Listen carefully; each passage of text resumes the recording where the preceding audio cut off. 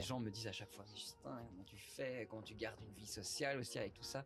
C'est que la vie sociale, elle a pris un petit coup ces derniers temps aussi. Si tu arrêtais ton job Ouais. à temps plein, est-ce que tu pourrais vivre uniquement de la création de contenu? J'arrive en Belgique, retour forcé, toutes mes affaires sont restées en Afrique du Sud et je me dis mais qu'est-ce que je vais faire de ma vie quoi. Bienvenue sur le podcast Par les créateurs, pour les créateurs. Ici, on vous partage des discussions avec des personnes inspirantes pour vous encourager à créer. Ce podcast vous est proposé par Socialbox, agence spécialisée en stratégie sur les réseaux sociaux. Alors, aujourd'hui, on invite Justin. Bonjour. Salut Octavien. Tu vas bien ? Ça va et toi ? Super, merci. Mais pour ceux qui ne te connaissent pas, je te propose de t'introduire en quelques mots et Oui. après on ira un peu plus en profondeur dans le sujet, dans ta vie, ce que tu fais, etc. Exactement, super. Bonjour à tous et à toutes. Moi, c'est Justin Petit, 28 ans, bruxellois et sur les réseaux sociaux, donc sous le blaze Justin 2-en-bas Petit, parce qu'un tiret était déjà pris. Je partage mes bonnes adresses à Bruxelles, en Belgique et aussi en voyage, donc essentiellement des bons plans. Essentiellement un peu lié aussi aux escapades, donner envie un peu aux gens de sortir de chez eux, de découvrir des choses. Et j'essaye de rendre ça le plus esthétique possible pour que ça leur donne envie de sortir de chez eux. Ok, trop chouette. Tu donnes envie déjà. Ah voilà. Aujourd'hui, tu as plus de 15 000 abonnés sur Instagram. Presque 15 000. Presque 15 000 abonnés. C'est gentil d'être optimiste, mais presque 15 000. Presque 15 000. Ouais. Et aussi une bonne base d'abonnés sur TikTok. Ouais. Est-ce que tu peux me dire où est-ce que tout ça a commencé ? Alors ça a commencé il y a quand même un petit temps. Hein. Je suis pas un newcomer qui s'est fait propulser par un reel qui a été viral ou quoi. Je pense que je suis sur Instagram depuis 2015. Okay. Au départ, à titre tout à fait personnel. D'ailleurs, c'est pour ça que je m'appelle Justin Petit sur Instagram et que j'ai pas un nom le blogueur belge voyage.be ou un truc du style. Parce que de base, c'était vraiment mon compte privé. Et puis j'ai un peu découvert la photographie et je me suis dit, c'est chouette en fait de partager des photos à des gens qui potentiellement peuvent te découvrir sur un réseau social qui est autre que Facebook où c'est vraiment juste tes amis. Okay. Et alors comme ça, en fait, j'ai commencé à toucher d'autres gens avec les fameux hashtags, etc. On en parlera probablement. Et j'ai touché des gens qui ne me suivaient pas de base pour Justin, mon compte social personnel. Et puis j'ai commencé à échanger avec pas mal de monde et puis ça a commencé comme ça petit à petit. Mais je dois dire là où ça a vraiment décollé, je pense que c'est quand je suis parti en Erasmus. J'ai été en Erasmus à Taïwan pendant 6 mois. Et là, j'ai pu partager un peu les bons plans voyage en Asie du Sud-Est avec un petit budget étudiant. Ok. Et ça, c'était il y a combien de temps ? C'était en 2018. Ok. Ouais. Donc voilà. Et tu penses que du coup le fait d'avoir partagé des astuces sur ce voyage, ça t'a propulsé sur quelques réseaux, enfin en tout cas t'as fait quelques contenus qui ont été vus. À l'époque il n'y avait pas encore les reels et tout, donc voilà. Donc c'est vraiment de la photo quoi, c'est de la pure photo. Et donc c'était essentiellement via les hashtags qu'on se faisait un peu repérer dans on appelait ça un peu des pods, des groupes. Ouais. Et donc c'est comme ça que voilà, en partageant des hashtags Southeast Asia et des machins comme ça, se retrouver à être un peu dans des espèces de vagues et qui ont pris de l'ampleur. Je crois que pendant mon Erasmus, en 6 mois, j'ai pris 3-4 000 abonnés. Okay. Ce qui, à l'époque, était quand même vachement bien. Efficace en Erasmus. Voilà, efficace en Erasmus. Et puis, je suis rentré d'Erasmus. Et puis, je suis arrivé en Belgique. Et je me suis dit, mais mince, j'ai un créneau qui fonctionnait à l'international. Est-ce que ça va être ça, ma vie, au final, de tout le temps voyager et de partager ça ? En même temps, je devais finir mon mémoire, finir mes études. Et puis, je me suis dit, tu sais quoi, je me laisse une deuxième chance et je prends un stage à l'étranger. Je suis parti en Afrique du Sud pour une entreprise belge prospecter le marché sud-africain. Et donc j'étais basé à Johannesburg, mais tous mes week-ends c'était des voyages à gauche, à droite pour continuer à alimenter justement cette page de voyage de bons plans. Toujours dans la photo, toujours pas de réel. Toujours pas de réel à ce moment-là, non, toujours pas de réel à ce moment-là, en 2019. Et là, 2019, 2020, Covid. Retour forcé, je rentre en Belgique puisque le président sud-africain à l'époque, Cyril Ramaphosa, avait dit plus aucun passeport européen ne rentrera sur le territoire sud-africain. Moi, à ce moment-là, il faut savoir que je suis depuis quelques semaines, je suis à l'île de la Réunion, territoire français. Et donc, je ne pouvais plus rentrer en Afrique du Sud. Donc, toutes mes affaires, toute ma vie était en Afrique du Sud. Okay. Mais j'étais coincé sur l'île de la Réunion. Et là, Macron annonce un confinement en France, continentale, mais aussi toutes les îles et tout ça. Et donc je me dis merde, soit je reste ici, mais j'ai une petite valise pour quelques semaines et je sais pas combien de temps ça va durer. Soit je rentre en Belgique et donc je rentre en Belgique, enfin je rentre en France à ce moment-là parce qu'il n'y avait pas de vol pour la Belgique. Je rentre à Paris et ça a été après la galère pour rentrer en Belgique parce que c'est vraiment le début du Covid, il n'y avait plus rien qui circulait. Et là, bah voilà, j'arrive en Belgique, retour forcé. Toutes mes affaires sont restées en Afrique du Sud et je me dis mais qu'est-ce que je vais faire de ma vie quoi. Et en fait, je me dis merde, en fait, mon créneau qui est de voyager, de donner envie aux gens de voyager, etc. Bah, il tombe un peu à l'eau avec le Covid. On ne sait pas combien de temps ça a duré ce truc. Et là, je me dis ok, let's go, on va voyager dans notre propre pays et on va montrer aux gens quand même des choses à faire ici. Et donc c'est comme ça que ça a commencé aussi le côté un peu plus local. Avant, c'était très voyage international. Et puis, ben voilà, Covid a fait que. Ben, je pense que le Covid a aidé beaucoup les commerces locaux ou les séjours locaux en Belgique ou même je pense partout en Europe, hein, mais en Belgique on l'a remarqué en tout cas. Et puis les gens avaient un peu le bourdon de rester chez eux enfermés avec ces confinements et ces couvre-feux et autres. Et donc vraiment j'ai l'impression que les gens ils avaient besoin d'air, ils avaient envie de voir autre chose. Et je me suis dit ben voilà, let's go leur montrer ce qu'il y a à faire. C'est comme ça que j'ai commencé à faire plus des espèces de micro-aventures, des randonnées outdoor, aller tester des logements insolites un peu en Belgique, à la mer, en Flandre, en Wallonie, même à Bruxelles, des chouettes trucs à faire. Et c'est là que je me suis rendu compte. Et là, à ce moment-là, tout doucement arrivent les réels et tout ça. Et donc, j'essaye un peu d'exploiter d'autres sources, enfin, d'autres, on va dire, façons de montrer mon contenu. Et ça plaît. Et donc, c'est à ce moment-là que je me dis, OK, yes, j'ai trouvé un autre créneau qui est un peu complémentaire à ce que j'avais avant. Et puis, les gens ont vraiment commencé à m'identifier comme un peu ce pote qui a toujours le bon plan, encore aujourd'hui, là ce matin, je répondais à des gens, Justin, je cherche un restaurant italien pour faire un date avec ma copine, machin, qu'est-ce que tu me recommandes? C'est un peu, voilà, même si c'est des gens que je connais pas, qui m'écrivent comme ça, c'est un peu le bon pote qui connaît pas mal d'adresses et qui peut partager. Mais donc toutes ces demandes, tu prends le temps d'y répondre? Oui, alors oui, c'est super important pour moi de vraiment prendre le temps de répondre à tout le monde. J'ai pas du tout la prétention d'être un influenceur voilà qui serait inaccessible ou qui laisse tous des messages non lus dans ses DM. Moi j'ouvre tout, je lis tout tu réponds et j'essaie peut-être de pas répondre à tout. si j'essaie de répondre. Bon, des fois c'est un petit pouce ou un petit check, mais j'essaie de répondre vraiment à tout le monde et surtout aussi aux gens qui prennent le temps de parfois même juste dire ah ben c'est trop cool, j'aime trop ce que tu fais, etc. Je pense que c'est super important d'échanger. Et en fait de base pourquoi moi je suis aussi sur les réseaux, c'est que moi-même je venais chercher des bons plans sur les réseaux. Quand je voyageais, etc. Avant de faire un pays, par exemple je partais aux Philippines, je disais ok, qu'est-ce qu'il y a à faire aux Philippines? J'utilisais pas à l'ancienne des agences de voyage ou des trucs comme ça. Moi j'allais vraiment voir Instagram, direct sur les réseaux, j'allais voir s'il y avait des créateurs qui étaient déjà partis dans ces destinations, qu'est-ce qu'ils avaient fait comme spot, je leur demandais, je prenais contact avec eux, j'étais en mode ok, qu'est-ce que tu recommandes, qu'est-ce que tu recommandes pas, est-ce qu'il y a un truc absolument, j'aime bien demander souvent aux gens qu'est-ce qui est vraiment surcoté à cet endroit, comme ça j'évite pour ne pas le faire, voilà, pour ne pas le faire, ou bien qu'est-ce qui justement t'a surpris, les bonnes astuces, etc. Et donc je prenais contact avec plein de gens et j'étais super content quand les gens me répondaient. Et donc du coup c'est vraiment ça que j'essaye d'instaurer aujourd'hui, c'est de l'échange. Moi je partage mes bons plans, mais par contre quand je pars dans une nouvelle destination dans laquelle j'ai pas encore été, je mets souvent une petite boîte à questions là, tu vois, et je dis Budapest, qui est déjà parti à Budapest, quelles sont vos top recommandations? Et avec la communauté que j'ai pu me créer aujourd'hui, je me retrouve avec limite un séjour de 30 jours tout booké avec tout ce que tout le monde me dit. Trop chouette, du coup que les meilleurs moments des gens, etc. Oui, c'est ça. Et est-ce que tu as, pour rebondir sur ce que tu disais par rapport au DM que tu reçois, est-ce que tu as un peu peut-être une petite anecdote ou je sais pas, une demande que tu as reçue d'une entreprise où tu t'es dit oula, ils m'ont pris pour qui, ou quelqu'un qui t'a demandé quelque chose un peu trop random? Il y en a plusieurs, il y a des trucs un peu farfelus, des demandes un peu farfelues. Déjà les gens qui m'envoient soit des photos d'eux ou qui me font des vocaux, des trucs comme ça que je connais pas trop. Des fois je trouve ça un peu rigolo.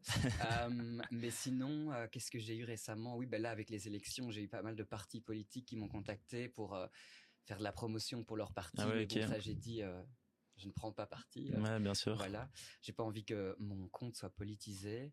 Et en fait, c'est marrant parce que mon compte n'est pas politisé et je prends pas vraiment parti, enfin, dans des grands débats de société. Ouais. Ça n'empêche que j'ai mes convictions, mais genre, je ne les étale pas et je les affiche pas spécialement sur les réseaux sociaux. Enfin, je les revendique pas. Mais du coup, comme c'est un truc assez local et que tu vois, j'essaye de faire quand même un peu attention à mon empreinte écologique parce que j'ai beaucoup voyagé, etc. Et donc du coup, j'essaye de voilà réduire un peu mon voyage plutôt à du slow travel et pour faire prendre conscience aux gens aussi qu'il y a moyen de faire des choses pas trop loin et tout ça. Et donc en fait, les gens m'ont très vite associé à un compte un peu écolo, etc. Et donc des fois, quand je fais vraiment un tout petit écart, bah j'ai des remarques de gens qui me disent ah mais attends, t'as pris l'avion, t'as été là, etc. Bah oui, oui, ça m'arrive. J'essaye de vraiment plus le prendre. Il y a des années où je le prends pas de l'année. Du coup, c'est Écolo qui t'a contacté, c'est ça que tu dis? C'est Écolo qui m'a contacté, oui, pour m'envoyer un petit package presse pour voilà. Mais voilà, c'est sans gros impact ou quoi que ce soit. Mais j'ai gentiment refusé parce que bien sûr. voilà. Mais c'est pas le but. Qu'est-ce que j'ai eu d'autre comme petites oui, bah des marques. Ce qui m'a fait rire, c'est que des fois t'as des marques de prot, tu vois, pour les muscles qui me contactent. Je dis, ah bon les gars, vous m'avez bien regardé. Je ne suis pas tout à fait votre profil cible, mais voilà. Ou alors les gens qui m'envoient, c'est des trucs en masse. Coucou, est-ce que tu peux être ambassadeur pour telle marque, machin. Et en fait, c'est une marque de bijoux féminins. Et je suis là, putain, eux, ils ont vraiment pas pris le temps. Ils ont de pas regarder. cherché. Mais sinon, oui, non. Sinon, les gens en général sont assez sympas. Ok, assez chouette. cool. Ouais. Et pour revenir un peu au début, donc toi, si je comprends bien, de base, c'est la photo en fait qui t'inspire. Ouais, et est-ce que donc au départ, t'avais pas tous ces réels. Est-ce que le fait d'être parti en Afrique du Sud et ensuite être revenu en Belgique pour créer du contenu sur des voyages ou sur des week-ends, etc. Est-ce que ça a fonctionné de faire tout ça ou? Oui, bah ça a été une petite adaptation. C'est vrai qu'on n'a pas les mêmes paysages qu'en Afrique du Sud ici, mais peut-être plus orienté dans un contenu informatif. Donc avant, j'étais plus dans le wow, tu vois, vraiment aller travailler mes photos. J'avais beaucoup de retouches sur Lightroom. Enfin, je me cassais la tête à faire des trucs de dingue. Je voyais des tutos pour assombrir une partie de la montagne. Enfin, ça devenait limite de l'art un peu. Bon, parfois c'était un peu exagéré, mais voilà, aujourd'hui avec le recul, je me dis ok, à cette époque-là, c'était très artistique, très créatif comme travail. Aujourd'hui, c'est peut-être plus du contenu informatif. Voilà, il y a ça, de l'info qui soit accessible facilement pour les gens, qui peuvent facilement enregistrer. Mais en même temps, il faut que ce soit beau. Parce que tu vois, moi, je suis des créateurs de contenu qui ont un contenu incroyable en termes de qualité de l'information, mais qui, à l'œil, est pas hyper agréable à regarder. Soit, par exemple, ils utilisent des téléphones ou des trucs qui sont pas hyper au taquet, donc tu vois vraiment un peu limite les pixels et tout. Donc moi, pour mon œil créatif, parfois ça me fait mal un peu. Donc moi, j'essaye vraiment de garder l'aspect esthétique, créatif, même dans mes vidéos, mes reels, mes stories, chaque story, elle est réfléchie, elle est un peu zoomée, dézoomée pour pas qu'on voit, pour vraiment avoir une composition dans mon 9/16 là. Mais tout aussi en apportant de l'information. Il faut que ce soit, tu vois, par exemple, que j'ai le tag de la localisation, que à la limite je tag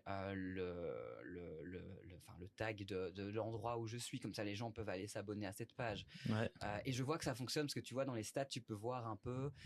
Et c'est vrai que dès que je tag un lieu et que j'en fais une chouette photo un peu esthétique, etc., le nombre de clics augmente de dingue. Alors que si, tu sais, je fais un truc rapidos vite fait.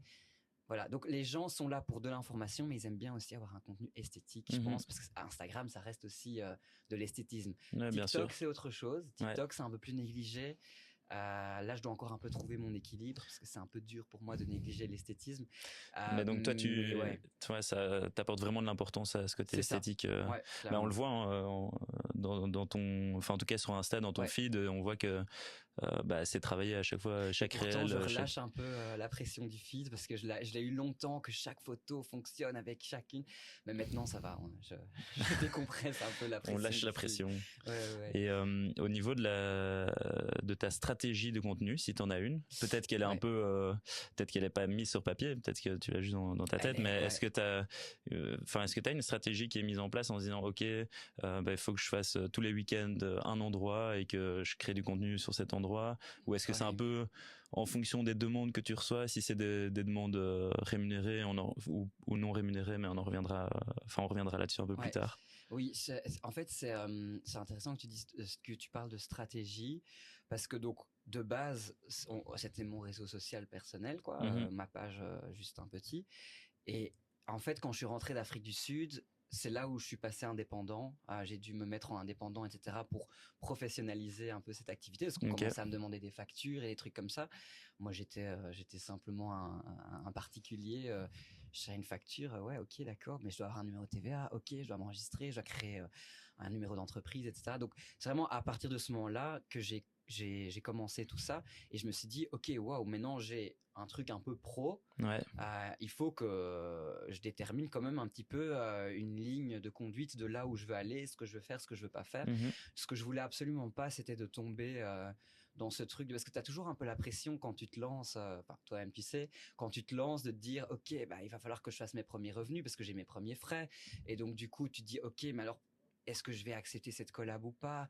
Quelque part, je ne l'aurais pas accepté si j'étais resté en particulier, mais là j'ai quand même besoin de revenus parce que j'ai mes cotisations à payer, j'ai mes droits d'enregistrement, enfin voilà. Et donc du coup, je me suis dit ok, waouh, là ça commence à avoir un impact réel sur ce que je produis comme contenu. Donc j'ai un peu établi des règles implicites que je m'étais mis. J'ai pas formalisé le truc, mais c'est en mode, voilà, je dois rester très critique par rapport aux collaborations, etc., que j'accepte. Il faut que le produit, j'y crois. Il faut que moi-même, je sois client déjà de base, ou au moins que j'ai la curiosité en tant que client particulier de tester le produit. Pour éviter de tomber un peu dans ce truc de marché aux puces, où comme tu vois certains comptes, chaque post est la pub de ça, la pub de ça, la pub de ça. Et donc j'essaye un peu d'alterner pour éviter d'oppresser les gens, mais ce que j'ai quand même envie que les gens sachent, c'est que derrière il y a des frais que moi j'engendre pour justement découvrir tous ces trucs et leur montrer des choses à voir. Et donc quelque part, qui dit frais dit qu'il faut des rentrées aussi. C'est pas le monde des bisounours, il faut quand même pas se leurrer. Et donc voilà, j'espère que mon audience, a priori ça va, reçoit ce message aussi, de se dire voilà, il y aura des posts sponsorisés, mais puis il y aura des trucs pas sponsorisés, mais c'est pas parce que c'est sponsorisé que j'y crois pas. J'y crois d'office, quoi qu'il arrive. Si c'est sur mon compte, c'est que j'y crois d'office.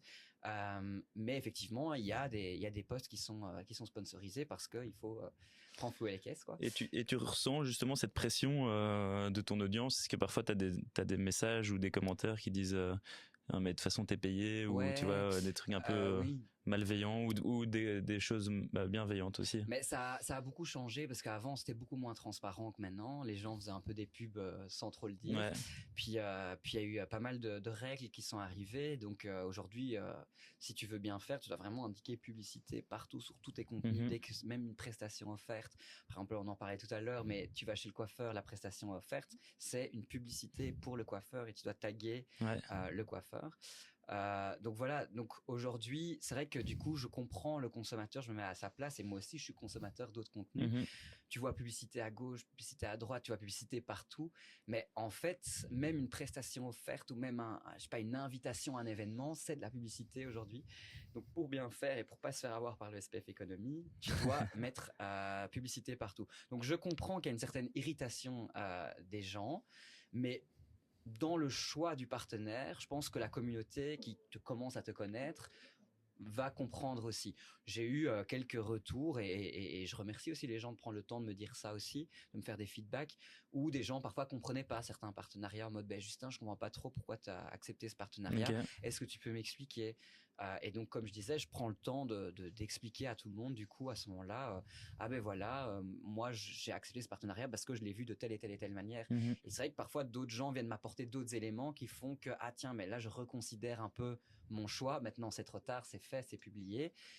Mais c'est vrai que parfois j'ai pas tous les éléments non plus, tu vois. Oui, voilà, je vais pas donner d'exemple en tant que tel, mais c'est vrai que parfois tu acceptes une collaboration avec un partenaire, tu connais le partenaire dans un instant T, mais tu sais pas ce qu'il a fait il y a 10 ans, tu vois, ou tu t'es pas assez renseigné. Ça, j'avoue. Il faudrait prendre dans un monde de bisounours, il faudrait sur chaque partenaire. C'est ça. Après ça devient complexe, quoi. Et tu perds un peu de spontanéité aussi, je trouve. Mais voilà, donc la stratégie, c'est d'alterner, c'est pas du 1-1-1-1-1. mais d'accepter, parce qu'après il y a des super chouettes collaborations. On parle de partenariat, donc c'est vraiment deux partenaires qui font une collaboration ensemble. Il y a des trucs géniaux. Enfin, là, j'ai fait quelques voyages quelques week-ends avec Visite Wallonia. En fait, j'ai visité la Wallonie comme je n'aurais jamais visité la Wallonie, parce que Visite Wallonia te fait un planning de dingue avec des super chouettes endroits, hyper trendy, des trucs qui démarrent, ou des jeunes entrepreneurs qui lancent des trucs que je connaissais pas, tu vois, et j'aurais pas été là-bas si j'avais pas fait cette collaboration avec Visite Wallonia. Ok, trop chouette. Ça apporte quand même des chouettes dimensions. Et justement, par rapport à cette visite, t'as un endroit à recommander?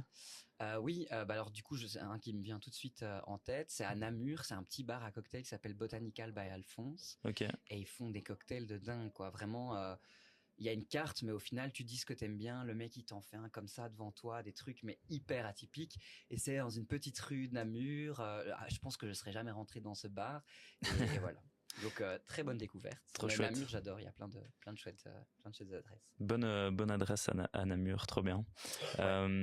Et pour revenir sur la partie collaboration, comment ça se passe? Donc tu reçois est-ce que tu travailles avec une agence ou avec un agent? Ouais, alors ça c'est récent aussi. Donc tu vois, petit à petit ça a évolué. Donc je te disais, d'abord c'était passion photo machin, puis ça a évolué. Je suis devenu indépendant, j'ai géré moi-même, etc.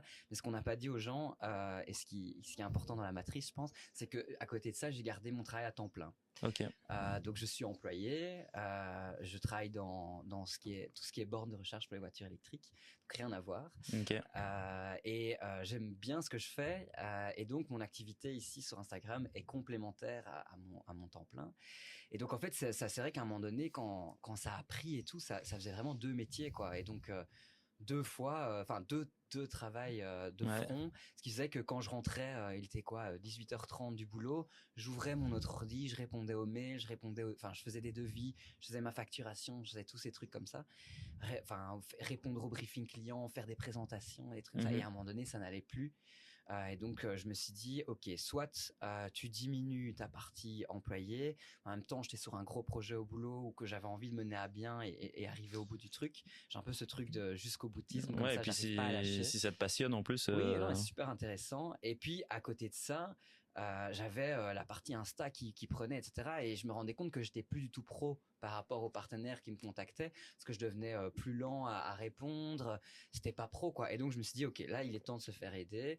Et donc il y a 2 ans, j'ai signé dans une agence qui gère des talents, on dit ça, un talent manager.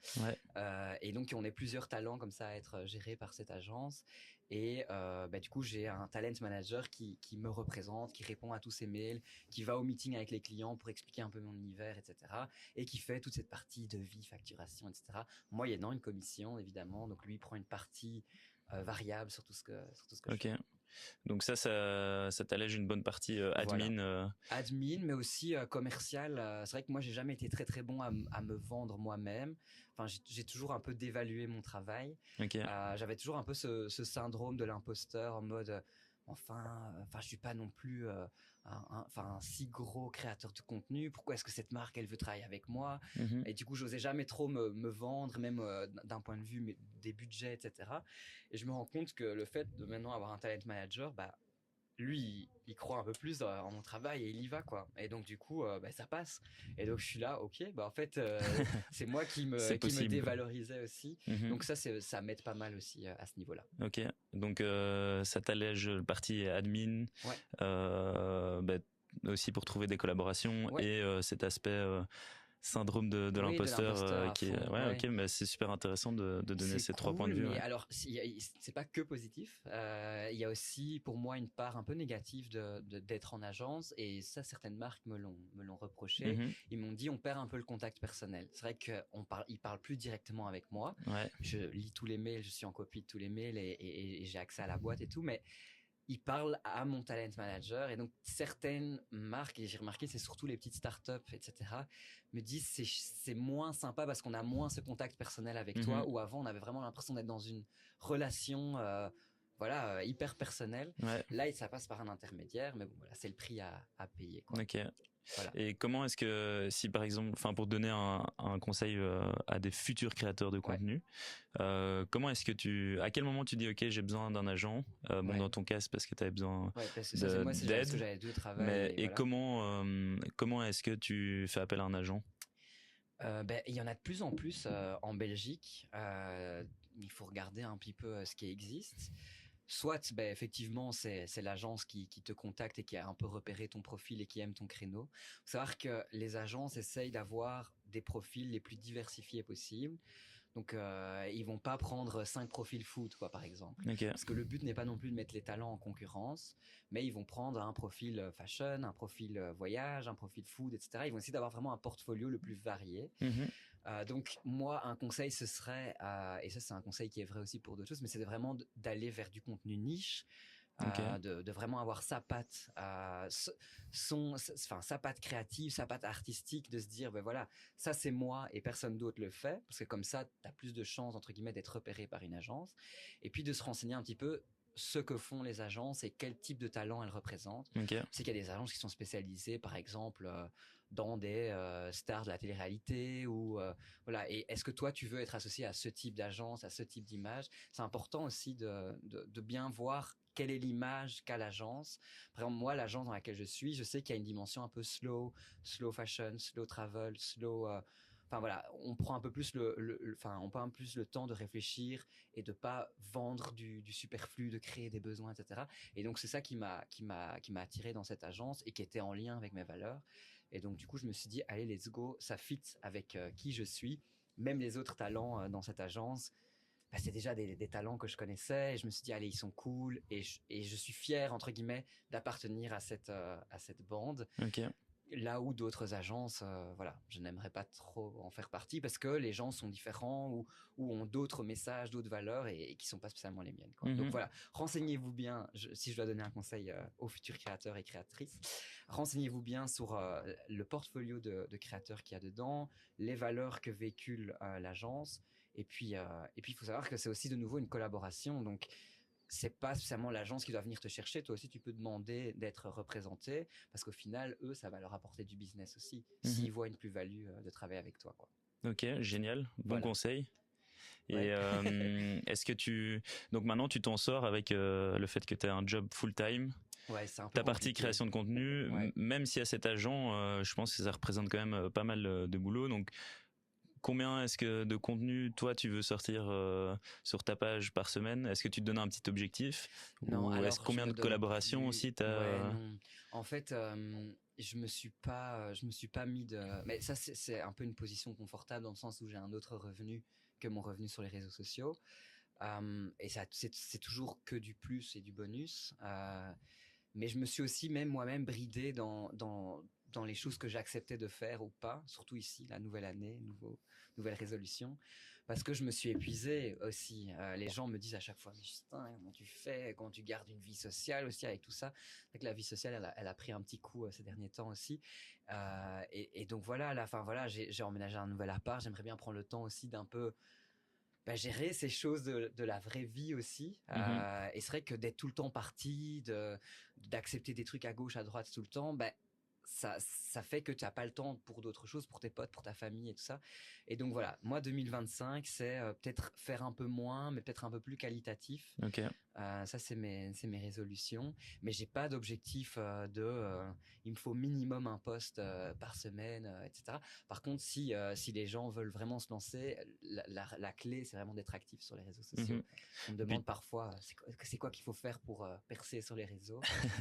Il n'y a pas de recette miracle, mais par contre, le fait d'être actif, ça c'en est une, quoi. Enfin, c'est une piste à exploiter. Clairement. Et puis toi, tu as commencé, on peut dire que t'es vintage, quoi, presque. Ouais, un vieux de la vieille, un fossile.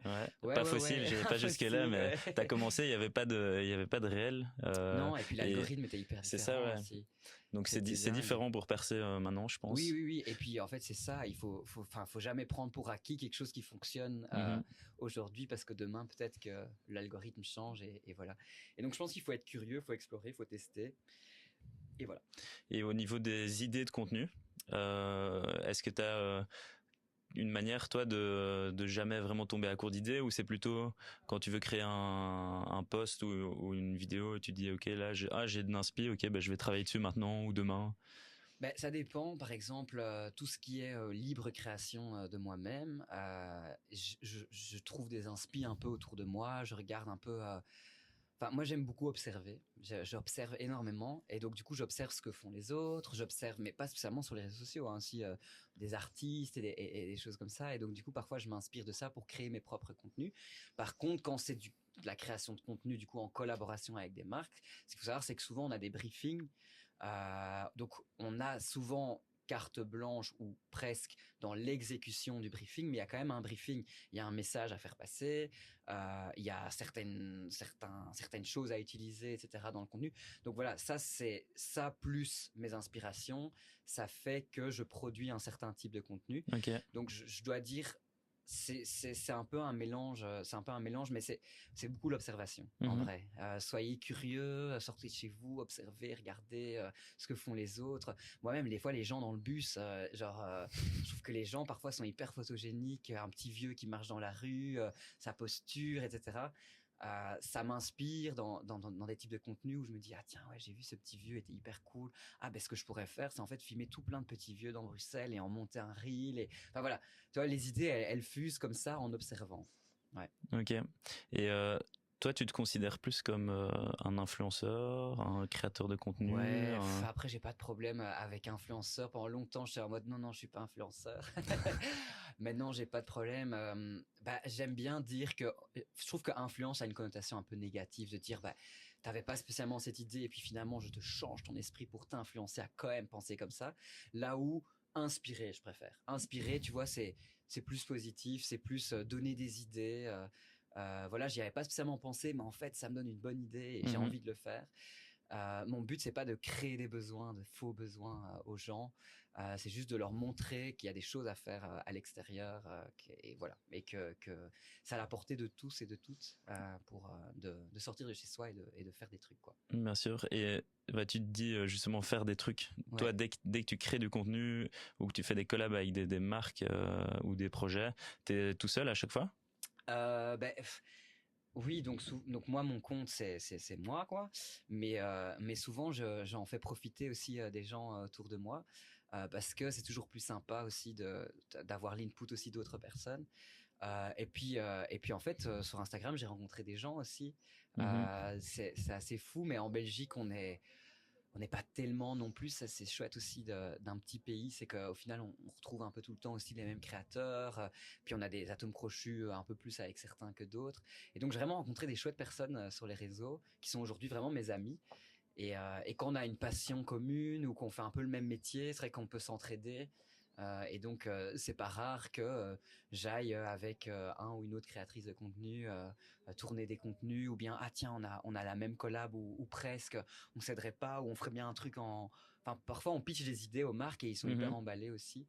Donc c'est chouette. Et puis mes potes et ma famille et tout, ils sont toujours hyper emballés.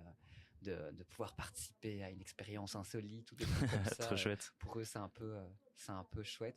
Mais donc, du coup, je dis, ouais, la contrepartie, c'est que vous m'aidiez, quoi. Tu vois, si j'ai besoin de certains plans, il faut que vous teniez le téléphone, etc. Ouais. Mais j'essaye d'être un peu plus. Enfin, moi, j'aime bien plutôt être derrière la caméra. J'aime pas trop me montrer. Okay. Les gens me voient. Enfin, maintenant, un petit peu plus, parce que c'est vrai que je me suis rendu compte que aussi, les gens avaient besoin de voir que c'était quand même quelqu'un en face. C'était pas juste des images statiques qui bougent et qui sont esthétiques. Mais c'est vrai que de base, à la base des bases, moi je préfère créer le contenu, produire des images, plutôt que de moi-même apparaître dedans. Après, maintenant j'apparais un petit peu de temps en temps, ça me dérange pas. Mais voilà, pendant longtemps on m'a jamais vu. Par exemple, ma voix, on me l'entend jamais. Je fais rarement un plan où c'est pas vrai. Maintenant on entend ma voix parce que je fais des voix off depuis peu, mais je vais jamais prendre mon téléphone et être en mode salut à tous, aujourd'hui on va faire ça, tu vois.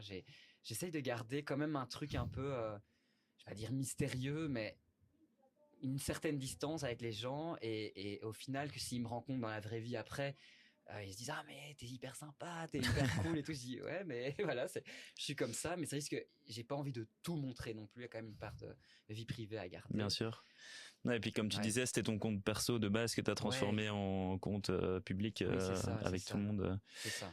Les gens connaissent déjà mon nom, mon prénom. C'est déjà pas mal, ouais. Et au niveau de la croissance de ton compte Insta, on va se focaliser sur Insta. Est-ce que tu as un réel en particulier ou même un post où tu as vu t'as vu les stats et tu t'es dit ok là ce post là il m'a ramené vraiment plein d'abonnés. Ouais, contrairement à certains, j'ai pas eu beaucoup de reels qui ont vraiment été viraux, c'est comme ça qu'on dit, viral. Qui ont été viraux. J'en ai eu un qui a fait du coup 1 million de vues.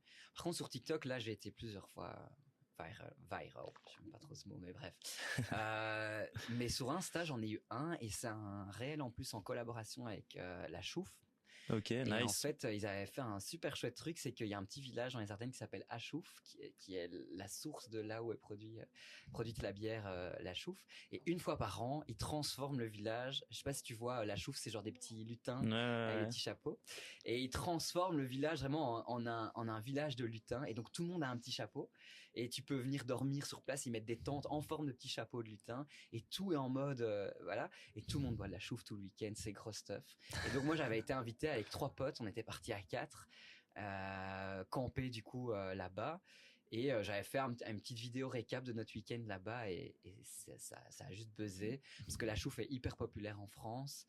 Et donc du coup j'ai eu des milliers et des milliers de commentaires de Français qui disaient mais non, c'est trop cool, faut qu'on y aille l'année prochaine, etc. Et donc pour La Chouffe, c'était un très bon coup de pub. Ouais, trop chouette. Je pense qu'ils ont eu beaucoup d'inscriptions après les années suivantes. Ils ont été contents de la collab, quoi. Ouais. Et donc du coup, parce que du coup, de base c'était une simple collab avec un budget assez limité, parce que c'était encore au début, et donc je pense que pour eux c'était le budget le mieux investi de leur année. Mais du coup après, en contrepartie, ils ont sponsorisé une fête de famille. Ils ont ramené plein de fûts de chouffe, on a tous eu nos petits chapeaux, etc. Ouais, incroyable. Cool. Tu vois, donc c'est vraiment, quand c'est une collaboration, c'est vraiment sur du long terme, et même ce que les gens ne voient pas spécialement après, quoi. Genre là, pour me remercier, La Chouffe, ils m'ont offert des fûts après, alors que de base, ils me payaient déjà une partie pour ma collaboration, quoi, tu vois. Et est-ce que on peut regarder la vidéo sur ton téléphone? Bien sûr, ouais.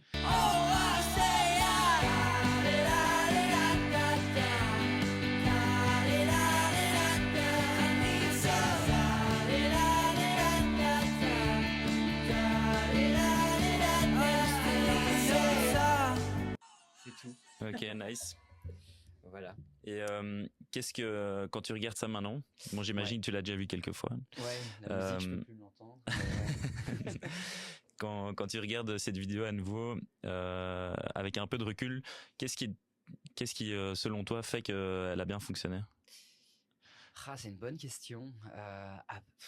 Après, je fais pas ma vidéo dans l'optique de je veux qu'elle fonctionne. C'est toujours chouette qu'elle fonctionne, mais je vais faire une vidéo dans l'optique de mais ça, je suis fier de poster, tu vois. Je trouve que ça capte bien le moment qu'on a vécu. Mais je pense que c'est le côté un peu atypique de tout un village qui se transforme dans l'univers de la marque, etc. C'est un bon coup marketing de la part de la marque. Et puis un moment convivial, on voit que je suis avec mes potes. En même temps, c'est un enchaînement de quand même pas mal de séquences d'images, donc ça permet en un très court moment d'avoir un bon aperçu de l'ambiance générale. C'est rapide, quoi. Il y a du rythme. La musique, je trouve qu'elle fait assez estivale, etc. Et donc du coup, on se projette, quoi. Et il y a quand même, je trouve, une part un peu esthétique avec les montgolfières qui s'envolent. Enfin, voilà, c'est mon univers, quoi. Je pense que c'est plutôt l'ambiance qui qu'on voit dans la vidéo, qui donne envie aux gens, en fait. C'est ça. Simplement. Vas-y. Non, mais je dis, du coup, c'est pas vraiment le produit directement qui est mis en avant. C'est vraiment, comme tu dis, le cadre et l'ambiance. Et je pense que c'est beaucoup plus intéressant pour une marque d'avoir ce type de contenu. Parce qu'on va pas la citer, mais ils avaient booké 2 influenceurs. Donc moi pour la partie francophone et une flamande pour la partie néerlandophone sur l'événement. Et elle a vraiment beaucoup plus axé son contenu sur le produit en tant que tel. Donc on la voit énormément boire de la bière, des gros plans sur les bouteilles, etc. Et ça a beaucoup moins bien marché, tu vois. moi, je trouve que voilà, enfin, parfois, il faut un peu think out of the box. C'est un exercice aussi de créer du contenu pour une marque. C'est pas juste, ah ok, je fais une pub pour de la bière, ben, je vais filmer la canette, quoi, tu vois. Ouais. Non, il faut mettre du contexte, mettre de l'ambiance. C'est ça qui fait, pour moi, un bon créateur de contenu, quoi. Mhm. Et du coup, ce genre de contenus qui sont devenus viraux. Ouais. Euh, Viraux, c'est quand même un drôle de mot. Ouais. Mais du coup, ce genre de contenus qui ont fait des millions de vues, est-ce que ça t'inspire pour d'autres contenus, d'autres collaborations?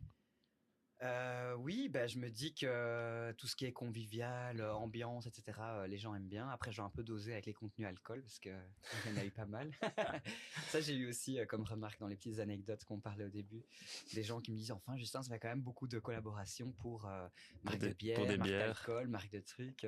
Ben, je suis comme ça aussi dans la vraie vie. Enfin, je suis pas un alcoolique, mais j'aime bien faire la fête, j'aime bien prendre l'apéro, etc. Et donc, du coup, bah, ça montre un peu qui je suis aussi. Et voilà, donc je ne m'en prive pas. Mhm. Voilà. C'est bien. Bah oui, non, parce qu'après, il y a beaucoup de gens qui disent, t'es sûr, même mon talent manager, en mode, t'es sûr, Justin, t'as quand même déjà fait ça, ça, ça et ça. Je dis, ouais, mais je consomme ça, ça et ça. Donc, enfin voilà, donc sans rancune. Avec modération, Avec sans modération, rancune. évidemment, mais profiter de la vie, quoi. Et pour entrer dans le sujet plutôt de l'influence, Ouais. j'aimerais bien avoir ton avis sur l'influence en Belgique. Ouais. Est-ce que donc ici aujourd'hui en Belgique, on peut pas vivre du nombre de vues qu'on fait par exemple sur Ah oui, non, TikTok. sur les vues. Donc on vit vraiment uniquement grâce aux collaborations qu'on peut faire. Ouais. Donc c'est pour ça que c'est important d'avoir des collaborations payées. Mais toi, c'est quoi ton avis par rapport à ça? Est-ce que tu penses que si tu arrêtais ton job à temps plein, est-ce que tu pourrais vivre uniquement de la création de contenu? Alors, je me suis déjà posé la question plusieurs fois. Je pense qu'aujourd'hui, je pourrais vivre de ma création de contenu, mais je perdrais, je pense, en liberté d'accepter ou pas certains projets. Et ça, c'est quelque chose que j'ai absolument pas enfin, quelque chose dans lequel j'ai absolument pas envie de tomber. Dans le sens où, pour moi, aujourd'hui, l'influence, enfin, dans mon business model à moi, hein, je parle pas pour tout le monde parce qu'il y a des gens qui ont fait d'autres choix. Dans mon business model à moi, l'influence, c'est quelque chose de complémentaire qui vient mettre du beurre dans les épinards ou vient te permettre de vivre des expériences extraordinaires qui, elles-mêmes, sont réinvesties dans de la création de contenu pour divertir les gens. Mais mettre tous ses œufs dans le même panier et du coup ne vivre que de ça, je pense que tu perds du coup en liberté parce qu'à un certain moment, tu vas devoir accepter certains projets que tu n'aurais a priori pas spécialement accepté. Donc ça, c'est un premier point. Et de deux, tu disais, il y a moyen uniquement de gagner sa vie du coup avec l'influence et les collaborations et tout ce qui en découle. Donc typiquement les liens affiliés, ces choses-là, Bien etc. sûr, Ça ouais. peut aussi être des sources de revenus. On voit aussi de plus en plus de créateurs qui vendent des choses qui sont reliées un peu à leur métier. On voit pas mal de e-books sur la création de contenu, Ouais. des gens qui vendent leurs presets sur Lightroom. Enfin, voilà, mais c'est des simples exemples, mais il y a d'autres moyens de diversifier un peu ses revenus qui sont pas uniquement liés à un partenaire qui va sponsoriser une vidéo. Donc ça, ce serait certainement un conseil aussi pour d'autres créateurs, c'est vraiment de diversifier leurs revenus. Mais d'un autre côté, moi je dirais surtout garder cette liberté d'accepter ou pas certaines collaborations et surtout éviter de tomber dans ce truc de ah merde, ça un peu la flemme de le faire, c'est pas trop ma DA, mais bon voilà, il faut que je gagne de la thune et donc je vais le faire quoi, tu vois. Parce qu'alors là tu brides ta créativité, tu brides ta spontanéité et pour moi c'est pas des choix qui sont très stratégiques sur le long terme. Ok. Et tu disais que grâce à ça, tu as rencontré d'autres influenceurs, d'autres créateurs de contenu sur les réseaux. Est-ce que tu as rencontré des créateurs de contenu étrangers? Oui. Et si oui, est-ce qu'ils t'ont inspiré sur le fonctionnement de l'influence ailleurs, en Europe ou à l'étranger? Alors, c'est une bonne question. C'est vraiment des marchés qui sont très très différents par rapport à leur géographie. Donc, je pense pas que je serais ici dans ce siège si on avait été en France, par exemple, parce que en France, avoir 15K sur les réseaux, c'est bénin, quoi. Je veux dire, t'es personne. En Belgique, t'as 15K sur les réseaux et une communauté assez engagée, etc., et que tu as été quand même assez bien implanté, bah tu peux, comme je disais, commencer déjà à en vivre, avoir des collaborations, etc. Là où en France, par exemple, si t'as pas 100K, t'oublies quoi, tu fais pas de collaboration. Donc ouais, la géographie est hyper marquante dans la façon dont le marché de l'influence est régi. Et je pense qu'en Belgique, on a de la chance pour une fois d'être un petit pays parce que tout est beaucoup plus vite accessible, quoi. Les marques vont déjà considérer des micro-influenceurs à 5, 10 000 abonnés parce que on reste un plus petit pays, tu vois. Donc je pense que ça, il faut vraiment le voir comme une opportunité chez nous en Belgique. Parce que quand effectivement je discute avec d'autres créateurs que je rencontre sur des press trips ou des trucs comme ça à l'étranger, bah eux, ils n'ont pas eu leur première collaboration rémunérée avant d'avoir 100K, 150K, etc. Quoi. Il y a vraiment un plus grand processus d'écrémage et plus de barrières à l'entrée pour devenir créateur de contenu. Ouais, il y a un gros monde de différence, j'ai l'impression. Ouais. Après, comme tu dis, ils peuvent gagner de l'argent aussi sur les vues. Donc voilà, les marchés sont différents. C'est vrai que ça, je comprends pas trop pourquoi en Belgique c'est pas le cas. Ce serait cool quand même. Voilà. Mais sinon, oui, oui et non. En fait, en Belgique aussi, ça paye beaucoup moins bien. Donc, j'ai pu expérimenter la différence. J'ai fait une collaboration pour citer le partenaire avec Decathlon en Belgique et avec Decathlon en France. Il y a un monde de différence. Même entre partenaire, les budgets, mais même partenaire, autre mais budget. Pays différents. Une fois avec une agence en Belgique, une fois avec une agence en France. Et les budgets passent du simple au triple. Ok. Honnêtement, ouais. Ouais, c'est dingue, hein. Ouais, c'est fou. Ouais. Est-ce que ça t'a appris le fait de devenir créateur de contenu? Bon, toi, t'as pas fait de formation Non, ouais. ou autre, c'est venu un peu au fur et à mesure. Mais est-ce que tu pourrais recommander maintenant une formation ou oui, bonne suivre du contenu qui serait pertinent pour devenir créateur de contenu? Ouais, alors je pense que pas mal d'agences se diversifient là-dedans et en plus de proposer des services à des marques de création de contenu, etc., proposent des formats pour les créateurs ou les gens qui ont envie de se lancer. Typiquement ce qu'on est en train de faire ici. Donc ça, c'est vraiment une bonne source d'information, je pense. Tu as des agences qui expliquent un peu comment faire et les bons filons, etc. Donc ça, c'est sûrement des comptes auxquels... c'est des comptes que je vous conseille de suivre. Et puis voilà. Surtout ça, j'ai pas une formation en tête particulière, mais je sais qu'il y a aussi même des créateurs de contenu qui se lancent dans des formations. On parlait de diversification des revenus. Il y a des créateurs de contenu qui donnent des formations, que ce soit pour d'autres créateurs de contenu ou des wannabes ou des sociétés, etc., qui essayent de un peu à augmenter leur présence en ligne et tout ça. Donc certainement, après moi je dirais, voilà, il y a des formations, il y a la théorie, il y a la pratique, essayez des trucs, soyez curieux, mais il n'y a pas une recette miracle, quoi, tu vois. Mais il faut se tenir au courant des tendances, ça c'est un peu comme dans tous les marchés, quoi. Ok, mais ça rejoint un peu ma prochaine question, mais au niveau est-ce que tu as des conseils, mis à part analyser le marché, pour des futurs créateurs de contenu, des gens qui commencent à avoir une audience, qui ont peut-être 2-3 000 abonnés et qui veulent atteindre peut-être 15 000, 20 000 abonnés. Ouais.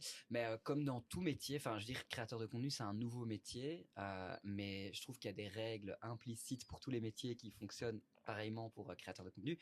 C'est le réseau. Moi, j'arrête pas de dire aux gens, le réseau, c'est super important. Parler avec des gens qui font la même chose que vous ou des choses qui sont complémentaires à ce que vous faites, discuter avec eux. En plus, nous, on a la chance d'être sur des réseaux, donc du coup, les gens sont à portée de main, quoi, tu vois, genre, n'hésite pas à interagir avec d'autres créateurs de contenu, avec des marques, avec des comptes qui sont complémentaires avec ce que tu fais. N'hésite pas à leur proposer d'aller boire un café. Moi, c'est comme ça que j'ai fait aussi au début. Et petit à petit, tu connais des gens dans le milieu, tu reçois 2-3 invitations, tu es présent à 2-3 événements, t'expliques ce que tu fais, tu pitches un peu tes idées. Et vraiment, le réseau est super important, mais ça, c'est vrai dans tout métier, et c'est vrai dans le métier de créateur de contenu aussi. Donc ça, c'est un premier conseil. On l'a dit, se tenir informé du marché, de ce qui se fait, les algorithmes, ce qui change, ce qui fonctionne, le snack content ou pas, enfin tous ces trucs-là. Et alors trois, je dirais surtout rester authentique. On voit des gens, enfin honnêtement, moi, j'observe un peu certains créateurs de contenu comme ça qui vont par vagues parce qu'ils essaient de suivre les tendances, parce que ça fonctionne, etc. Moi, honnêtement, ça me saoule de suivre ce genre de contenu. Tu vois, je préfère nettement suivre quelqu'un qui a sa ligne directrice, sa DA, qui reste fidèle à lui-même ou à elle-même, à ses valeurs, etc. Et en fait, tu crées une relation du coup avec cette personne et avec ce qu'elle crée. Donc vraiment, restez fidèle à vos principes. Et je pense que les gens le verront et ça se verra et naturellement, ça se fera. Il y a rien de pire que d'essayer de forcer le destin, ou d'essayer de créer des trucs. Enfin, en tout cas, moi, c'est ce que j'applique et c'est ce qui fonctionne jusqu'à maintenant, quoi. Génial, rester authentique. Authenticité, même si c'est un peu un monde parfois, mais voilà. Ouais. Les créateurs de contenu, les réseaux, ça c'est aussi un bon rappel aussi à tout le monde.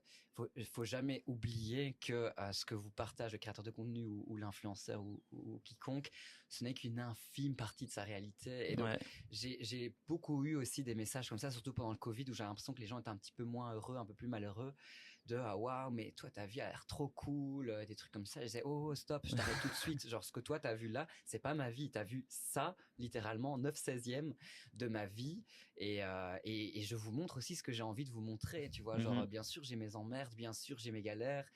Tout ne roule pas toujours sur des roulettes et voilà, donc gardez bien à l'esprit quand vous consommez du contenu. Que là c'est du coup plus pour les consommateurs de contenu que ce n'est qu'une petite partie de la vie des gens et que c'est pas la réalité, quoi. Et juste un petit dans un an ou dans quelques mois, c'est quoi les prochains sujets que tu vas aborder ou je pense est-ce que tu as des prochaines collabs? Déjà pour parler de lui à la troisième personne, il sera un peu plus équilibré. Il a beaucoup trop travaillé les derniers mois, etc. Il s'est un peu surchargé. Il va être un peu plus picky dans ce qu'il choisit. Comme je disais, un peu plus de qualité par rapport à la quantité et un contenu peut-être un peu plus travaillé, un petit peu plus réfléchi. Mais toujours une envie de créer des belles choses et d'inspirer, je pense, et surtout d'échanger avec les gens. Génial. Et est-ce que tu as un rêve ou une collaboration de rêve que tu aimerais réaliser avec une marque? Tu pourrais même citer si jamais elle t'entend. Mais écoute, j'avais eu à l'époque, c'était comme ça une marque qui avait dit on va, enfin voilà, quel est ton rêve? On le réalise. Et donc moi je m'étais dit trop cool, machin. Donc j'ai déjà eu cette collab de rêve et mon rêve c'était de voler en montgolfière. Okay. Et donc cette marque a fait que j'ai pu voler en montgolfière. Mais mon rêve, ma collab de rêve, vraiment, moi je pense que c'est des destinations. C'est des destinations que j'ai pas encore faites et que j'aimerais trop faire. Qu'est-ce qu'il y a sur ma liste là? J'aimerais bien aller en Amérique centrale, Nicaragua ou des pays comme ça. Ça me tente bien. Alors avec des offices de tourisme dans ces régions-là. Mais sinon, quoi. C'est déjà pas mal, hein? C'est vrai que c'est déjà pas mal. Ouais, mais en vrai, mes collabs de rêve, c'est les offices de tourisme qui t'invitent à découvrir le pays, quoi. Ok, ben j'espère que elles auront entendu. Ouais. À bon entendeur. Ben écoute, on essaye de garder un format pas trop long au niveau du podcast. Oui. Je pense qu'on a déjà bien échangé, même si j'aurais encore 1000 questions. Ouais. On fera une partie 2. Ouais, partie 2 ou partie en off. Mais est-ce que tu as une dernière chose que tu veux partager, peut-être? Pas forcément. Écoute, mais déjà de remercier pour l'invitation. C'est très sympa d'avoir pensé à moi. De nouveau, un peu syndrome de l'imposteur, de se dire tiens, pourquoi? Qu'est-ce que j'aurais à apporter? Qu'est-ce que je vais raconter? Au final, j'espère que ce que j'ai dit était pas trop inutile. Mais sinon, oui, non. Beliève, croyez en vous-même.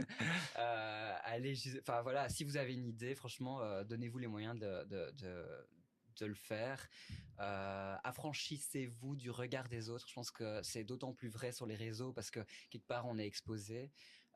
J'ai eu pas mal de gens qui comprenaient pas trop ce que je faisais au début et qui étaient là en mode mais attends, mais qu'est-ce qu'il nous fait là avec ces photos de voyage? Enfin, qui en a quelque chose à Cala au final? Et ben voilà maintenant où j'en suis. Bon, je dis pas que voilà, voilà, mais affranchissez-vous vraiment du regard des autres, du jugement des autres. Faites-le pour vous. Bon, je sais que c'est plus facile à dire qu'à faire, mais au final, quand vous aurez parcouru un bout de chemin et que vous regarderez derrière vous, vous serez en mode putain, heureusement que je me suis pas arrêté aux quelques critiques de gens qui étaient là en mode mais qu'est-ce qu'il fout sur les réseaux, tu vois. Donc voilà. Et pour les gens qui nous écoutent, où est-ce qu'on peut te trouver et s'il y a des marques ou comment est-ce qu'on peut te contacter? Ouais, donc si vous voulez me trouver, du coup c'est sur Instagram @justin__petit. Et alors pareil sur TikTok, je ne suis pas encore actif sur d'autres plateformes, mais j'y réfléchis un petit peu. Et alors pour les marques, toutes les infos sont dans ma bio. N'hésitez pas à me contacter. Magnifique. Pour l'épisode, vous pouvez le retrouver sur Spotify et sur YouTube. Ouais. Par les créateurs, pour les créateurs. Mais je te remercie énormément pour cet échange. Merci à toi. À bientôt. Salut.